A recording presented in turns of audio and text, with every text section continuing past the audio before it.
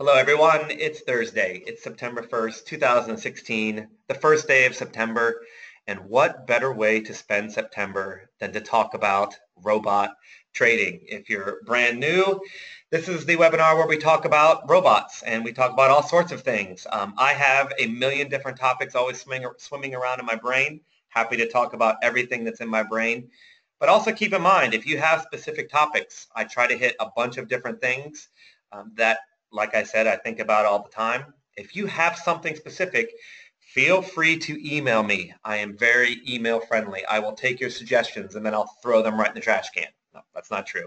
I'd love to hear if there's something that I'm not hitting. Absolutely. Tell me and we'll get to it. This week, do I say this a lot? This is really important. I hope I don't say it a lot, but this really is. This was something I've been just obsessed with. And I go on my little mini obsessions. I get obsessed with the no-stop robot and I get obsessed with various things. And when I say that, it means all day long, all I do is think about such a thing. And this topic, Jill and I were walking around the lake and we just talked about this for quite some time. And I talked about it yesterday in my written blog post, but we're going to expand on it today. I think there is some extremely important topics. All right. Let's get to it. Slide number 2. All right. And we'll talk about the big elephant in the room. But we'll get to that. Not quite yet.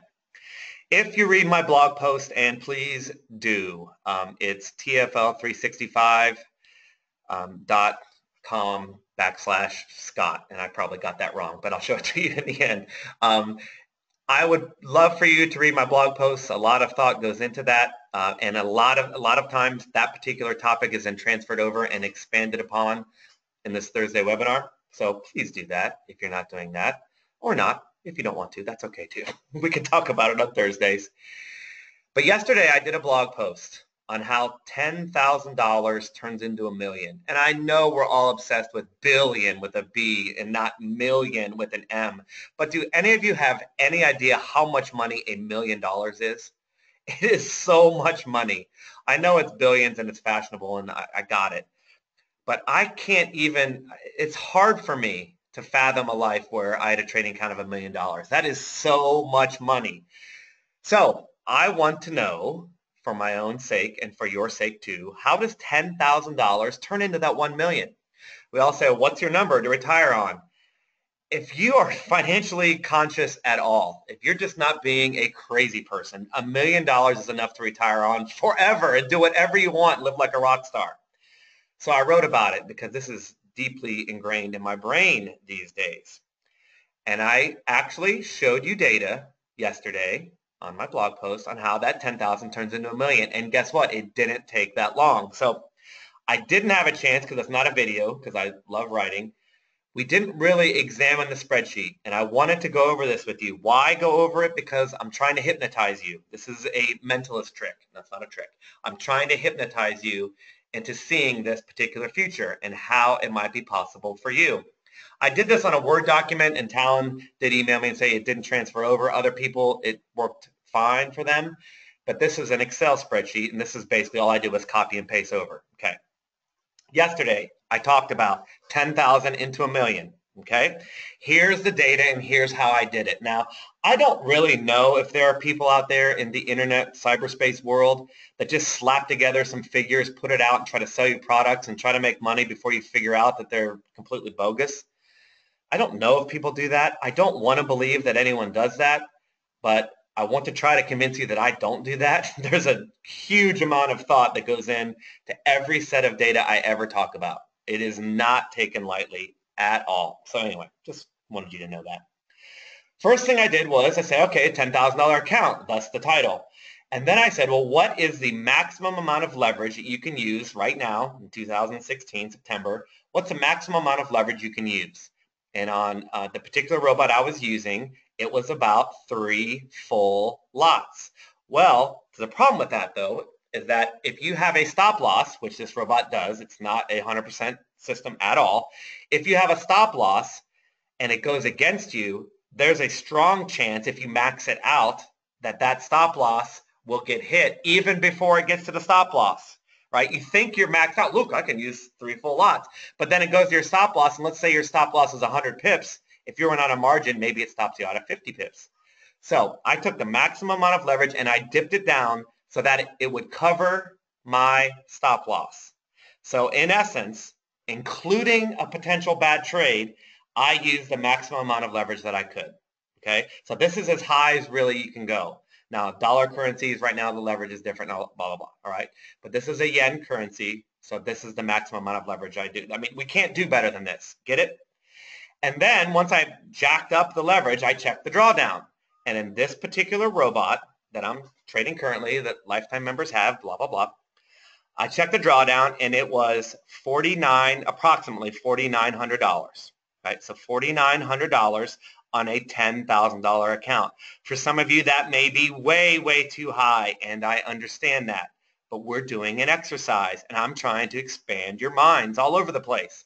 So if you accept the fact that, okay, this $10,000 account, it's okay if I see a drawdown.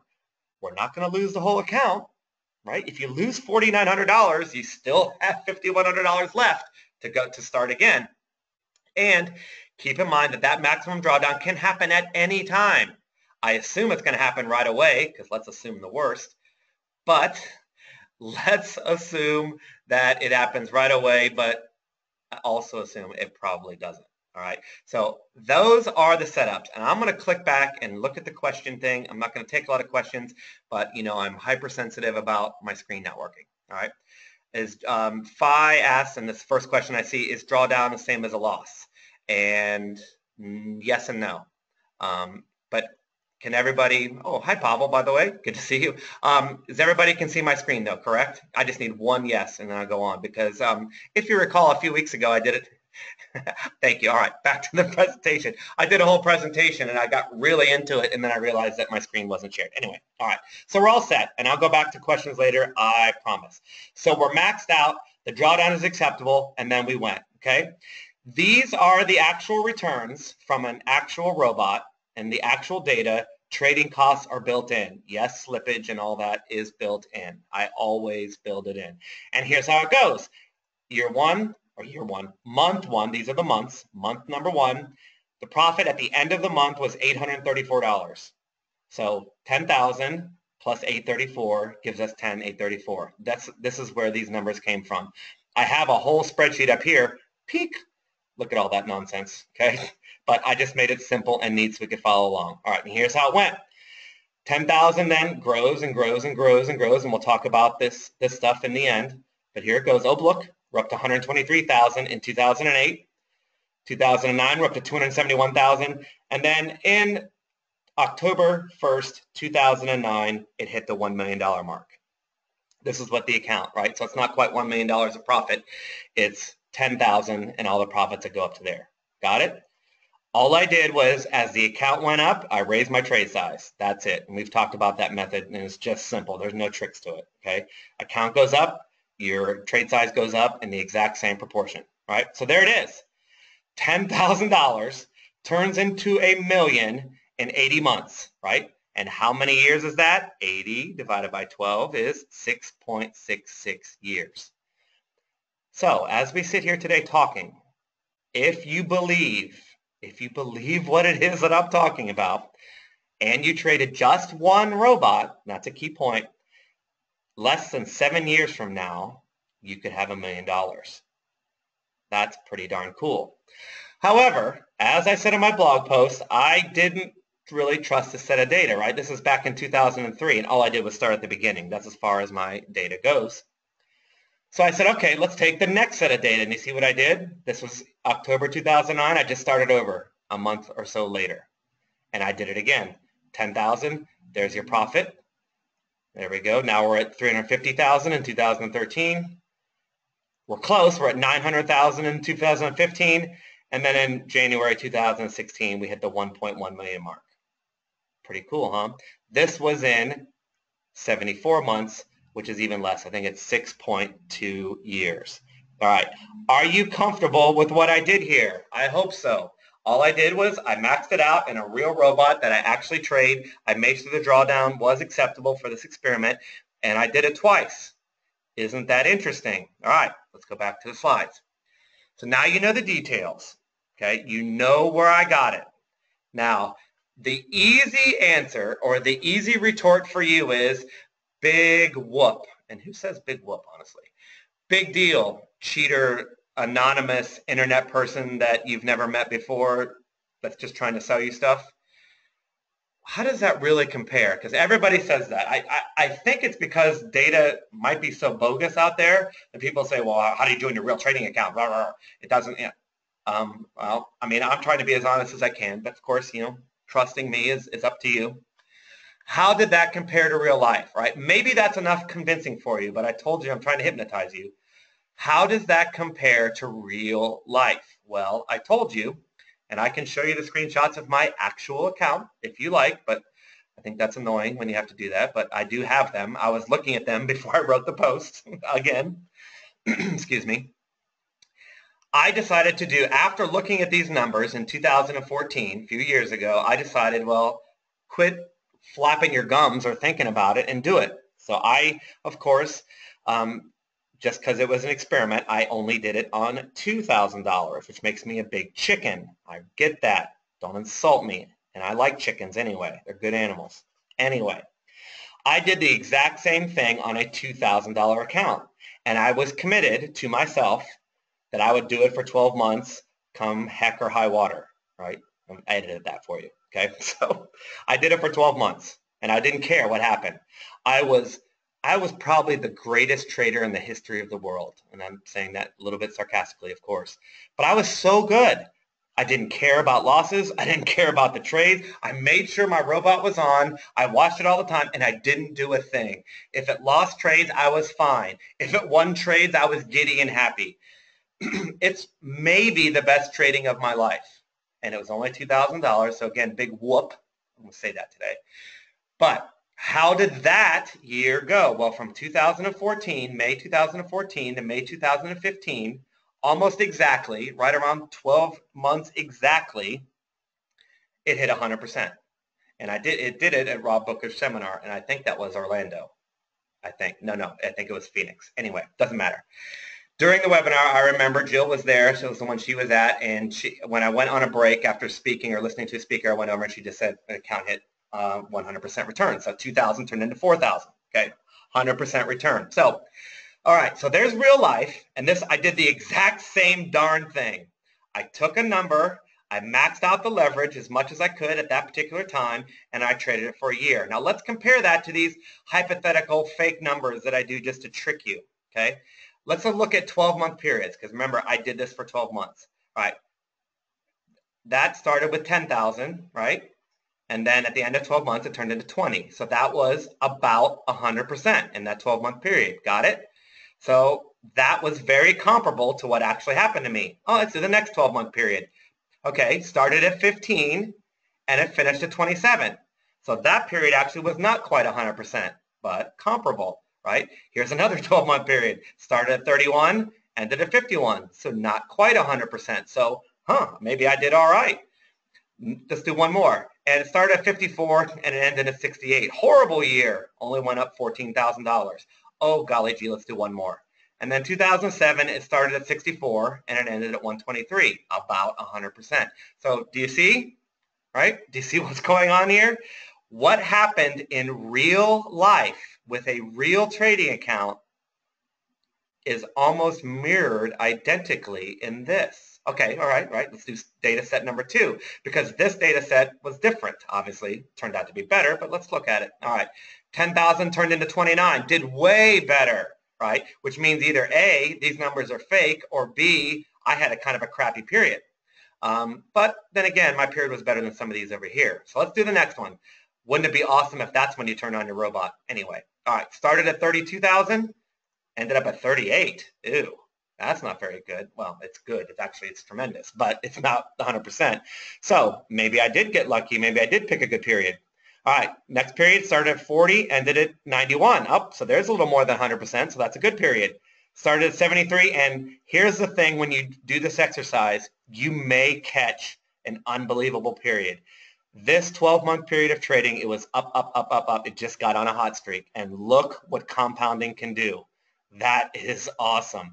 This data set had one of those also, right? At the very end, it went from 271 to a million, right? So as you can see, do you see when I show you this? Number one, what I did was pretty typical, not extraordinary, right? It was beaten by many other 12-month periods, but it was also pretty decent. It beat others. The point of all this is what? My real life experiment is very, very close to those details. Do you get it? Are you hypnotized? I'm trying to make you believe and make myself believe, of course, because I'm always talking to myself, how this process can go, right? So let's say you are hypnotized. Let's say you're buying what I'm selling, because I'm trying to tell you the truth. If it worked in real life, then, if I actually did that, which I did, why aren't you still trading it? That's you yelling at me, right? And thus, we're talking about the topic of the day. What are the obstacles? If you believe this to be true, which hopefully I did a good job, why not? Why can't we all do this? And believe me, nothing would make me happier than someone doing this, someone buying a robot or using your own. I don't care. I love this story, and I would love for you to do it. Okay. Here are the obstacles. Why did I stop? Reason number one, because I'm a stupid idiot. Okay, that's just it. And I know that that's redundant. I like to say that. Okay. I am so angry at myself. I try as hard as I can to be a very good human being. I'm very aspirational. I'm very optimistic. I try to help people. But there are times in my life where I feel like I'm an idiot. And that may be one. I got to that 100% mark and I was done. I remember it though very clearly. Like I got to 100% and it's like I just wanted the experiment to be over. I'm not saying it's right. I'm saying my mind is very focused, and it's like I said 12 months, and at the end of 12 months, like I was done. All right. Quick story. I had my very first tennis student that I ever had. This was back over 20 years ago. From the moment we had our first lesson for the next 22 months, she did better every single time. Every tournament result was better than the last. Every tournament she played, she went farther. Her ranking never went down. It only went higher. 22 months, almost 2 years straight up. And then I took her to a tournament in St. Louis, and she sucked. She was terrible, right? It's like she didn't even care. And I asked her in the car ride, I said, what? Why? This is not the person I know. Why are you playing this way? And she goes, I reached my goal, right? She had just been offered a full scholarship, I think, or she's being offered full scholarships. And like, I never thought I would be that good, and people are offering me scholarships, so I'm done. And it just shocked me. And we talked about it, and then she ended up changing her goals and getting back to playing well. But that's honestly what I felt like looking back. Like once I reached my goal, I shut it down. It's like I didn't want to do it anymore. It doesn't make any sense. I'm just telling you like it is. But being in athletics and high performance coaching for a long time, there are minefields when your goals are accomplished. John McEnroe, the famous tennis player, his goal his whole life was #1 in the world. That was his goal. He got to #1. Well, I think he won the U.S. Open, got to #1. It's in his autobiography, went back to his hotel room and was unbelievably depressed and lonely. After he achieved his goal, it's like, well, what else is there? This isn't that great. There are very much danger. There is very much danger when you have goals. What's the antidote to that? Well, obviously make more goals or have a process saying I'm in this for the long term and I'm going to trade this way and see what I can do. Goals are great, but you better have another one right behind it. You get it? I'm telling you, I've seen it in real life, and it happened to me with this account. Reason number two, I got scared, right? I think I got extra scared because notice I wasn't scared for 12 months, not even for a second. But as soon as I got to 100% or at least got to that 12 or 13-month period, losses were huge to me. Like I didn't like it at all. Like I couldn't handle it anymore. And after I got to 100%, it went through a series of losing trades. So I just stopped. I said, I'm going to keep my money. And I went and worked on something else. I mean, that's just moronic. I understand that. I'm just telling you, that's what happened. I went through the hot girl moronic boy phenomenon. And that's me, is the hot girl moronic boy. When I was in high school, I hadn't really dated yet because I was kind of shy, which is weird to think about at the time.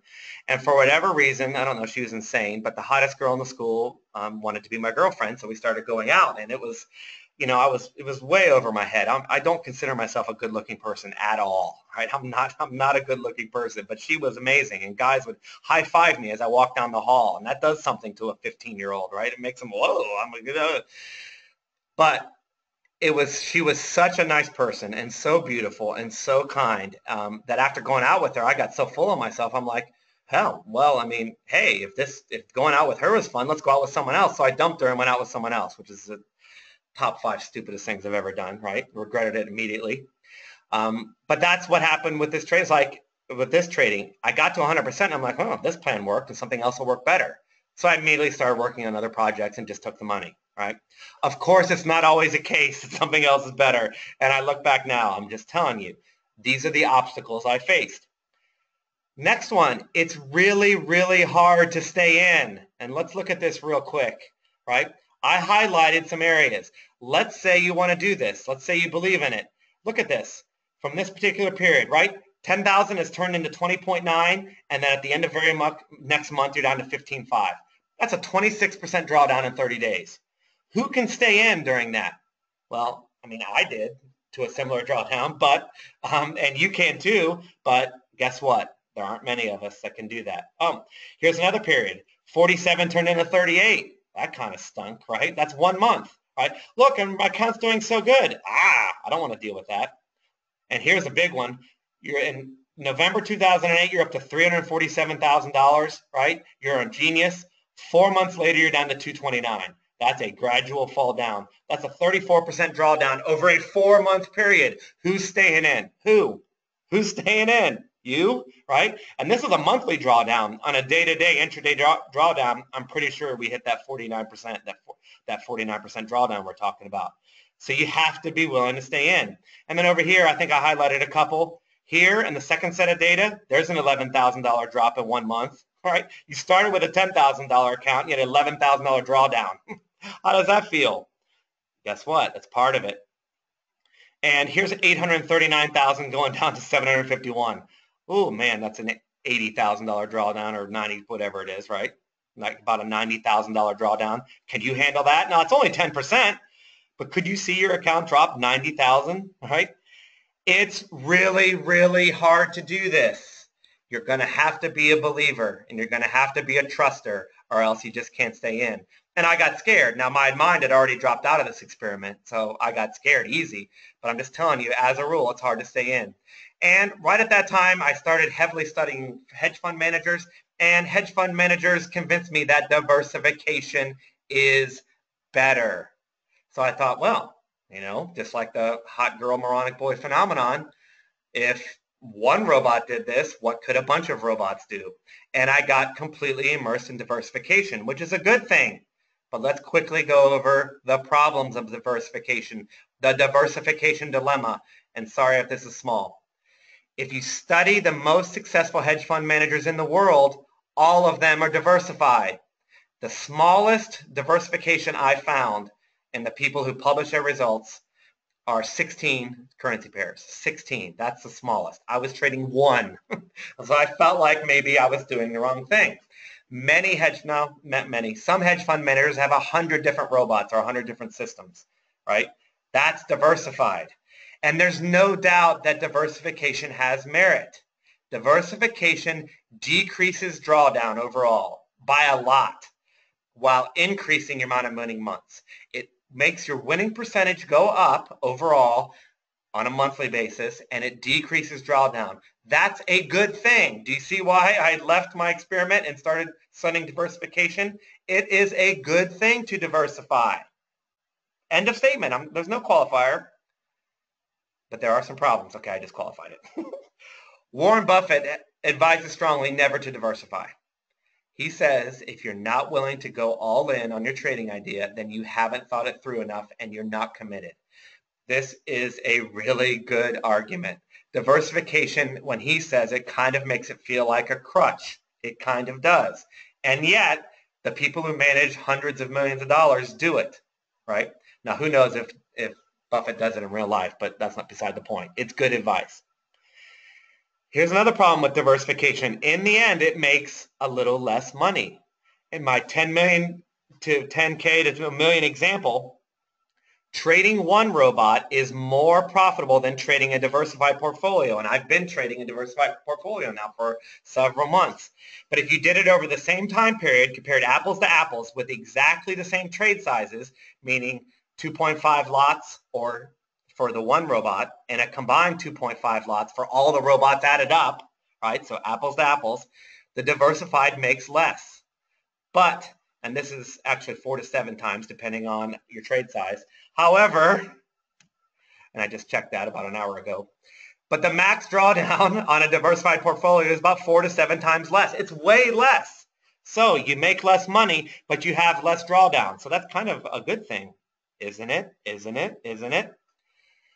But the biggest problem in diversifying is the actual trading. I was committed to trading just one robot in this experiment. And I was totally committed and I was totally fine with it. And I got to know my robot. If it lost, I was fine. If it won, I was happy. It was no problem. Nothing got to me at all until I reached my goal and I didn't progress forward properly like a smart human being, right? A diversified portfolio, like I've talked about in previous posts, it gets to me. I'm just telling you, I'm not saying it's right. It gets to me. I get a couple winners and I'm feeling good about my day, and then a late in the afternoon trade takes and it's a loss and I feel bad. I feel like, can't you just leave me alone? I just had some winners. It bothers me. Now, sometimes it doesn't, but sometimes it does. And trading one never bothered me. Why is that? It's just personal. I mean, there are psychological reasons for it, but I'm just telling you, what are you like? You need to decide how you feel about that. Do you feel comfortable having a bunch, or do you feel distracted? This is a real problem of diversification. I just don't like losing after I've won. As I said, I don't like a lot of action. I'm willing to diversify. Absolutely, I am. I'm willing to diversify for the safety of my account. But I don't like a lot of trades. I'm very comfortable just one at a time. I really am. However, I do love the fact that diversifying is less drawdown. Right? So do you see my point? Could a diversified portfolio do the same thing as my data? Yeah, it'll come darn close. Absolutely it would. But it doesn't matter what it could do if you hate it. Right? If you diversify and you don't like how it goes, you don't like how one ruins it for everybody else, and you turn the robots off, you'll never get there. So you have to trade something that gets you there. Does diversification, despite its goodness, less drawdown, more winning months, make you not want to trade? This is not something I can answer for you. This is only something that you can answer. So here's the bottom line. Do you believe in this 10K to a million? Have I convinced you yet? Do you believe in the numbers, the real life example, as opposed to the data, which seemed very similar to me? What are the obstacles in your path? Of all the ones we went, do any of them apply to you? That's something that you need to seriously discuss with yourself or your trading group or your trading partner. And then finally, if you believe in what we're talking about here today, then you absolutely have to trade what you like. Trade the robot you like, or robots, trade the amount of robots you like, and trade it, and you have to like how it trades, time of day, and so forth.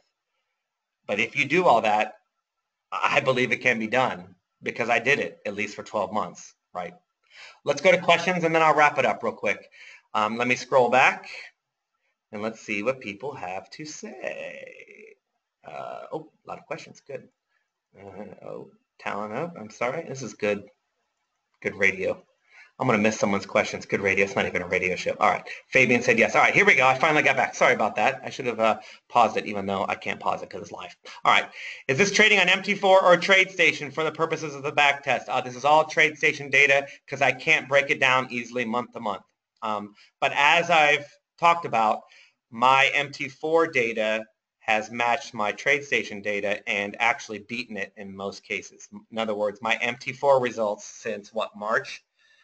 The ones that I've tracked, and I've tracked well over 100 trades, my MT4 results were actually better when you got all the trading costs involved. So I'm comfortable talking about TradeStation numbers because of the transfer over. But this is all TradeStation, and my actual trading was TradeStation because I never dreamed that TradeStation would stop doing Forex. Got it.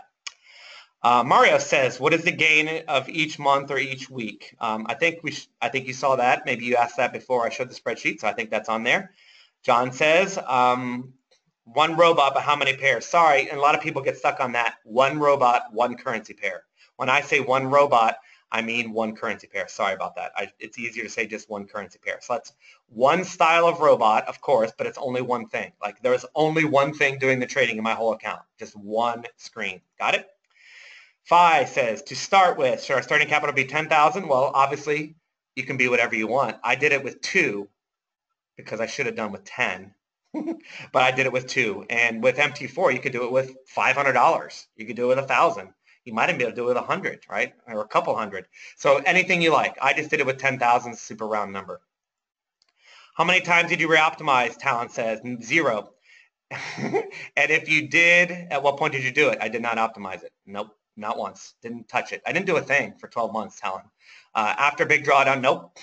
And I went down 20%. I had a couple winning trades, and then for 3 months, after 3 months of trading this out in real life, I was down over 20%. And guess what? I didn't care. It's unbelievable what a good trader I was. I'm so happy with myself. What an idiot. I'm such an idiot. What is the lot increase ratio as the account goes? Anything you want. I did when it grew 10%. I grew it. I changed my trade size 10%, Johan. That's just easy. We've talked about other methods. If it grows 5, you could do 5. If it grows 20%, raise your trading 20%, anything. Again, I use round numbers. Were the trades compounded by percent of the account or by end of the month? And end of the month. And by the way, if you do it daily, like every time your account does midweek or midday or whatever, it goes faster. I did it at the end of the month. If you did it faster than that, you would grow your account much faster. Hi, Scott. Finally got to find a job where I can lob on to the webinars from the desktop. Hey, Lester, by the way. Oh, that's great to hear, Lester. Fantastical. I suspect it's a mental challenge of seeing drawdown what's in the tens of thousands, says Paul, and not a few thousand. Paul says a very sweaty experience, and you ain't lying, Brian. His name's Paul, but you know what I'm saying. It's unbelievable to see that, right? It's hard to see those big numbers. Talon says, Gene Wilder, are you saying what I look like or what I act like, right? Because I don't know if I'm going to be offended by that, even though you'll never offend me probably ever the rest of your life. But Gene Wilder is a pretty funny guy, so I'll take it, absolutely. And he dated some beautiful women, didn't he?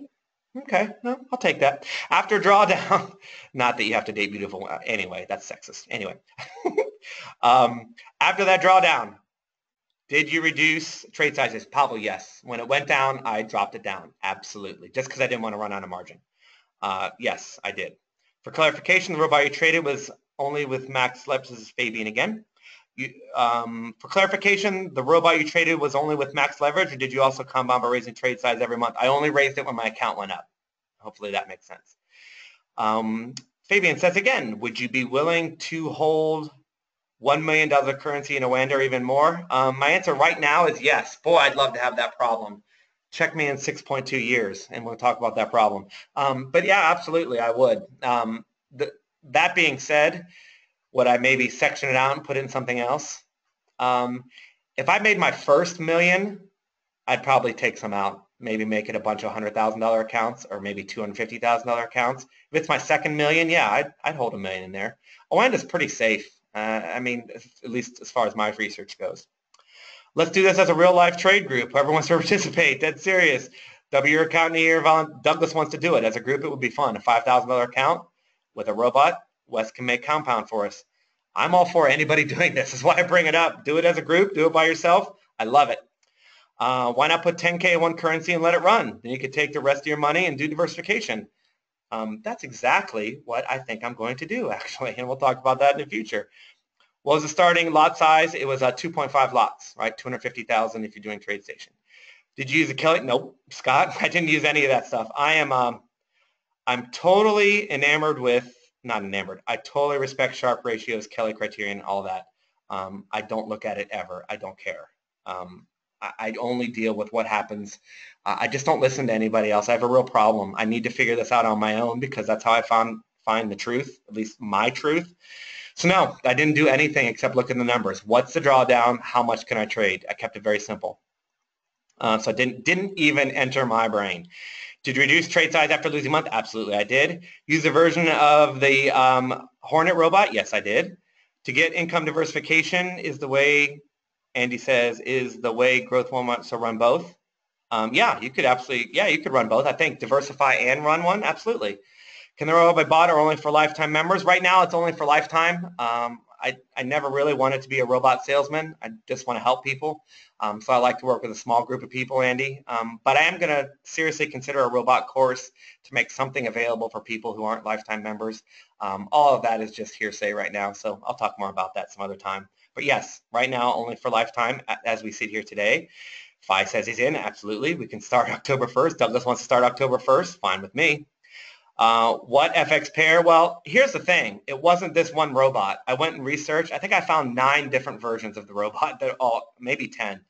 Anyway, I kept looking at everything that I've traded, and if I could have picked one of about 12 different robots, and some of them would have done way better than this, actually. So, there is a danger when you pick just one to say, what if I pick the wrong one? What if a different one does better? And that's part of the psychology. But this isn't a magic robot, okay? This is a magic trading system. I mean, there are a lot of well-researched trading systems that could probably do it. I mean, I only know mine, of course, but it wasn't just one. It was a whole bunch of robots that did it. What currency pair, Andy? This was the dollar-yen, but like I said, it could be a whole bunch. I look like Gene Wilder when I laugh. Thank you. I am all for Gene Wilder comparisons. I'll take anything. And I get a lot of Brad Pitt, too. So Gene Wilder, Brad Pitt, it's all the same to me. We can leave some of the Hornets. Douglas is on fire. Douglas, I love your enthusiasm, Douglas. Absolutely, you can. How to become a lifetime member? It's a very complicated process. You email me, and we talk about it. I only have a limited number. I'm not going to open it up forever. I want to be able to get to emails and get people's help immediately. So it's going to be a small group. I have a set number in mind. I'm not at that number yet, though. So right now there's still room. But again, I wasn't trying to sell you today. I want to talk about 10K to $1 million. But that's how. Email me. You pick the best robot. You want me to pick it, Douglas? Oh, no, such pressure. All right, I have a good idea what I would pick. I think it's a good idea to increase trade size after a losing month because the data shows that after a losing month, usually there will be a winning month. So we trade our own equity. Of course, you need to check margin. And that's it, Fabian. You got it. You're absolutely right. It would be awesome to increase after losing, but you might run out of margin. And if it runs out of margin and misses some trades because of it, that could really hinder things. So I agree, and that's something that you could do on your own, absolutely. How am I going to spend all this money on fixing Roger? All right. Let me wrap it up, and we'll get out of here. I'm sorry. This was a good one. We're going a little bit over. Some people have asked me for the 100% robots. We'll be talking about those again someday, soon. I'm not trading live. People will email me, ask me if I'm trading 100% live yet. No, but I have it on demo, and I look at it every day, and all they do is win. They just win every time. I told you. I told you, people. 100% systems, they just win all the time, right? It's the drawdown that matters. But I haven't had any even drawdowns. I mean, they just win all the time. It's ridiculous. After talking about diversification, the diversified portfolio was up this month, at least according to my numbers. So anyway, I whined about it, and then it went up. So, okay, oops. By the way, please, YouTube, again, some people are subscribing to the YouTube channel. That's where these recordings go. Please subscribe. We can get really organized. If we stick to the blog post and YouTube, I think we can get this information to you very easily. So I'm asking anyone, if you get emails from me or on my email list or whoever you are, please subscribe so we can all stay in touch easily. I think that would be good. And I am starting on a new robot, which is more longer term. I do like to have side projects, even though I focus on one thing at a time. And I'm going to talk about, with Wes, the trend following robots. The testing. Anyway, we'll talk about that another time. I'm going to do some more work on those. Here is the information. If you want to email me, it's Scott Welsh with 1T. That's the secret. If you have any questions, always just email me. All right, everyone. Sorry I went over. Got really excited. Absolutely happy to answer any questions. Email me, and we'll talk again soon. Next Wednesday blog post, next Thursday webinar. Bye for now. See you next time.